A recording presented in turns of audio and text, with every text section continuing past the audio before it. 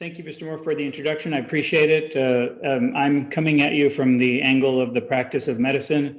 As in the practice of law, where both professions are committed to lifelong learning. So it's my pleasure to have this experience with you. Every time I give a lecture or this lecture, I look something up and I learn something. And I hope that whether this is your first time hearing about some of these conditions that I talk about, or the documentation standards, or whether it's your 100th time, I hope that you also leave with some information. This was covered elsewhere. I looked through some of the other topics and standards, and the prior lecture covered this as well. But I want to kind of come at you from the angle of a physician. I'm an example of a medical expert that you would present, whether you're working on the defense side or the plaintiff side, or whether you're a judge or a mediator. You'll be evaluating experts like me. And the standard that you'll likely use is the Daubert standard. In Texas, it's Rule 702. Daubert, because I'm from Louisiana, or Daubert if you're from other places. But Rule 702 has a federal component and a state component, and they mirror each other. And the important thing to remember for working with experts like me is and this was covered in the previous lecture, is that the witness must have the knowledge, skills, experience, training, and education, and must be a subject matter expert for medicine. The expert is to help the trier determine a fact. That's the finding of fact in any case, that the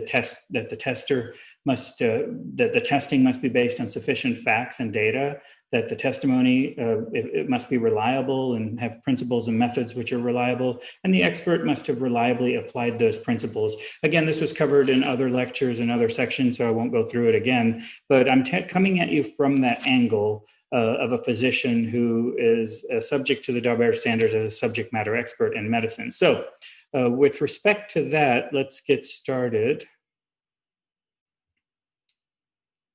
Okay, the first goal of this presentation will be to talk about some of the pain generators in the context of the Daubert standard. The question would be, who is determining the pain generators? What is the qualifications of the person that's presenting the subject matter, the medical subject matter expertise? What are the anatomic and physiological facts to keep in mind? What are some things that are considered reliable principles? And how can we reliably look at some of this information from medical expert testimony? So the one thing that I want you to always know is that your physician expert, when you look at their CV, look at their training, look at their experience, look at their relevant subject matter expertise. It doesn't make much sense for a lumbar disc herniation to be evaluated by someone who's board certified in psychiatry or not board certified at all. But of course, if they have if they do have the training, then they have to have the experience and the credentials, and then sometimes a practice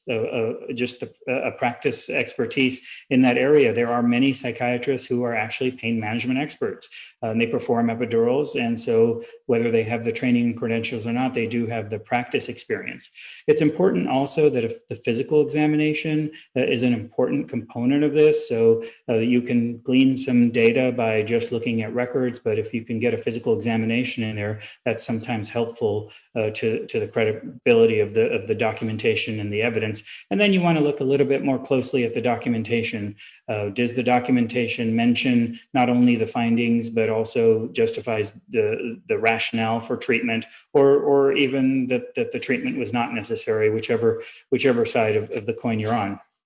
So it's the job of your expert that you present, or whether you're a judge or a mediator evaluating, for the expert to be, it's important for the expert to substantiate or refute with a reasonable degree of medical probability. And we're going to talk about that a little bit more later. So let's start with the definition of pain. What is pain? It's important to know that the common definition of pain involves an unpleasant sensory and emotional experience associated with actual or potential tissue damage. So the word potential tissue damage is very important, because it's important to know that pain doesn't always involve real tissue damage. It can be just potential tissue damage. But it's also important to know that pain always has an emotional, sensory, and emotional experience associated with it. So to illustrate that point, we're going to talk about a case where the overlying cortex or emotional and sensory experience actually blocked the sensation of pain. This is a famous case in pain management, the case of Bethany Hamilton. She actually has a book, and I understand now a movie. But this is a very famous case in pain management. Bethany Hamilton was a young teenage surfer who had been surfing since the age of 5. And one day the unthinkable happened. She was surfing alone and a shark bit off her arm almost to the shoulder. So this is an excerpt from her book, Bethany Hamilton. Suddenly there was a flash of gray. Bethany felt a lot of pressure, a couple of fast tugs. It was all over in a few minutes.